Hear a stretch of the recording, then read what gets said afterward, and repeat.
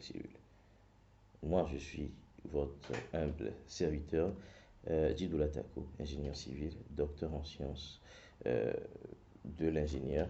Je suis enseignant vacataire aux deux yeux à l'Université de Lomé, à l'IFTS et à l'ESPC. Et dans cette capsule, je vais vous présenter une feuille de calcul pour des DALO 4, des DALO avec une seule cellule. Alors, comment est-ce que ça va se présenter, cette capsule? Nous allons d'abord présenter quelles sont les normes avec lesquelles nous allons faire les calculs. Je vais, dans cette présentation, faire le calcul avec, un camion de la norme HTO. Nous avons principalement les camions de la norme HTO, les camions de la norme BC de l'Eurocode. Les camions de la norme HTO sont des camions beaucoup plus imposants que les camions de la norme Eurocode, et donc beaucoup plus sécuritaires. D'accord? Donc, comment est-ce qu'on fait le calcul du DALO? On récupère la charge surfacique qui arrive sur les deux derniers essieux qu'on convertit en une charge linéique, et à partir à partir de cette charge linéique, on calcule les moments au niveau des encapsulements et entravés pour le DALO.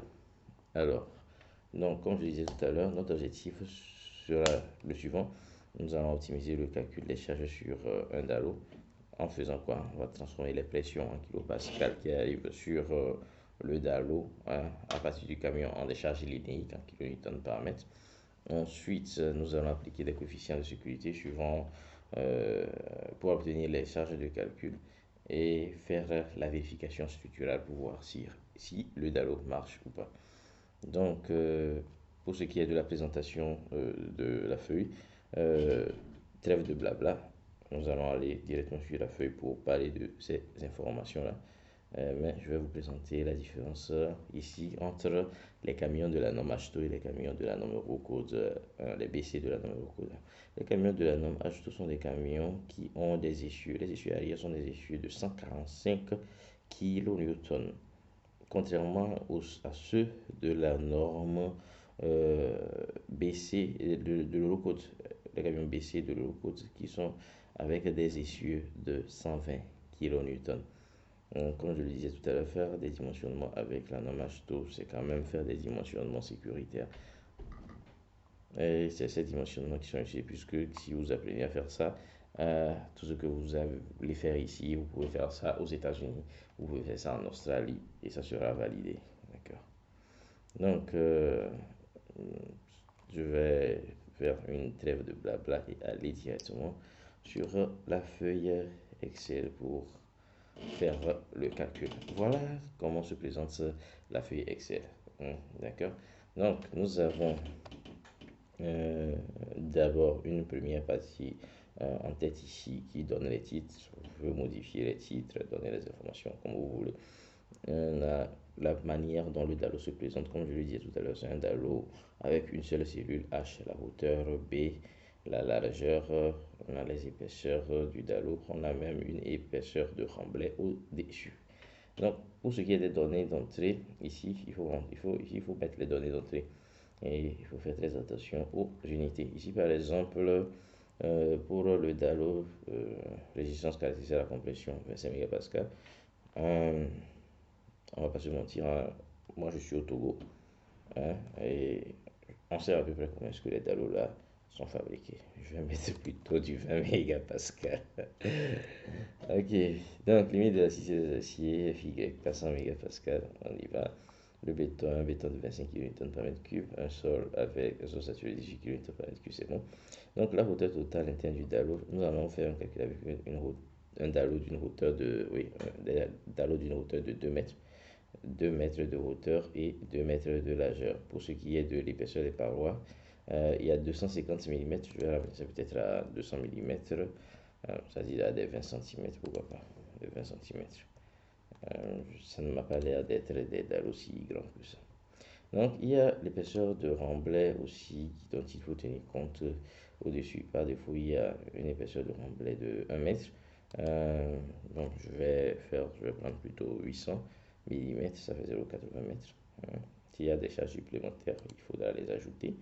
La contrainte admissible du sol, nous avons opté pour une contrainte admissible de 1 bar, c'est-à-dire 100 kPa. D'accord? Si c'est quelque chose qui est donné au laboratoire, si vous avez plus, vous mettez plus, si vous avez moins, vous mettez moins, c'est très important. Très important. Au fur et à mesure que le calcul est fait, il y a aussi des vérifications qui sont en même temps données là, qui sont données là ici. Quand vous voyez n bar g, ça veut dire que ah, ça ne tient pas, il faut faire très attention. Donc, pour l'instant, allons-y. J'ai la possibilité de mettre un certain diamètre de barre, diamètre d'armature souhaité. Peut-être je vais mettre des barres de 12 ici. Maintenant des barres de 12 espacées de 20 cm ici, 20 cm dans les deux sens. Voilà, au moins la flexion est passée. Maintenant, il reste le cisaillement. Nous allons voir comment est-ce que cela se règle. Bien, nous voyons ici le camion qui est présenté. C'est un camion HS20 de la norme HTO, un camion très important, très important. Donc, les charges, pour ce qui est des charges sur le dalle, nous allons vérifier les charges sur la dalle supérieure, les charges sur les pieds droits et les charges sur les dalles inférieures. Les charges roulantes, la norme HTO recommande de ne pas inclure les charges roulantes si on a un remblai qui dépasse 2,4 mètres. Sinon, il faut inclure les charges roulantes. Ici, on a pris un remblai de 800 mm, 0,80 mètres au-dessus. Donc, ouais, on va tenir compte des charges roulantes. Facteur de présence multiple, c'est un facteur qui tient compte du fait qu'il peut y avoir plusieurs camions en même temps. Donc, ce facteur-là est de 1,20, qui est recommandé par la norme HTO. Largeur de répartition de la charge et longueur de répartition de la charge. Ici, ce sont des valeurs qui nous permettent d'avoir ce qu'on va appeler la surface d'influence, la surface d'influence du camion sur le dallo. C'est-à-dire que quoi, lorsque le camion va passer, c'est généralement avec les deux essuies arrière que cela se calcule. Lorsque le camion va passer, elle va influencer le dallo sur une certaine surface. Elle va exercer une pression sur le dallo sur une certaine surface. Et ça se calcule. Ça dépend aussi de la hauteur du remblai, ça dépend de la hauteur aussi des éléments du dallo. Donc, il va calculer alors la pression sur le dallo, c'est-à-dire il prend la charge totale qui provient de ces deux essuies-là. Il prend la charge là, qu'il va diviser par la surface d'influence euh, du camion sur le dallo. C'est ça qui donne les temps de 812 kPa là. Et ensuite, étant donné que le dallo sera calculé au mètre linéaire, on multiplie par 1 mètre, ça fait 32,72 kN par mètre. Il y a un coefficient de majoration dynamique qui est calculé par la norme HTO. Même pour l'eurocode, il y a aussi un coefficient de majoration dynamique qui est calculé aussi. D'accord, donc dans chacune de ces normes, c'est normal. Ces coefficients de majoration dynamique là seront multipliés aux charges linéiques afin de tenir compte de la majoration, des effets dynamiques sur le dallo. On tiendra compte aussi du poids du remblai au-dessus du dallo. S'il y a des charges, d'autres charges permanentes, on tiendra compte de ça. On tiendra compte aussi du poids propre du dallo. Pour ce qui est des parois latérales, il est important de tenir compte de la pression des terres. Pour tenir compte de la pression des terres, une des formules utilisées, c'est cette formule-là qui est une adaptation de la formule de Rankine, qui donnera généralement comme pression des terres une valeur approximative autour de 0,33 en général. C'est quelque chose qui est calculé. Ici, on voit comment est-ce que ça se calcule. Donc, on multipliera ça à la charge qui arrive pour voir quelle est la pression qui est exercée sur les pieds droits. D'accord. On va aussi ajouter sur les pieds droits les informations concernant la hauteur de la surcharge. Ça aussi, ça va intervenir comme effort. Le poids propre des parois latérales et des pieds droits aussi seront pris en compte automatiquement. Les calculs sont là. Donc pour ensuite continuer, on va s'attaquer à la dalle inférieure. Pour ce qui est de la dalle inférieure, il faut tenir compte du poids de l'ensemble de la structure. C'est calculé automatiquement. Il y a tous les calculs qui sont faits pour voir ça. On tiendra compte aussi des charges roulantes, hein, des camions, hein, et des charges majorées, bien sûr.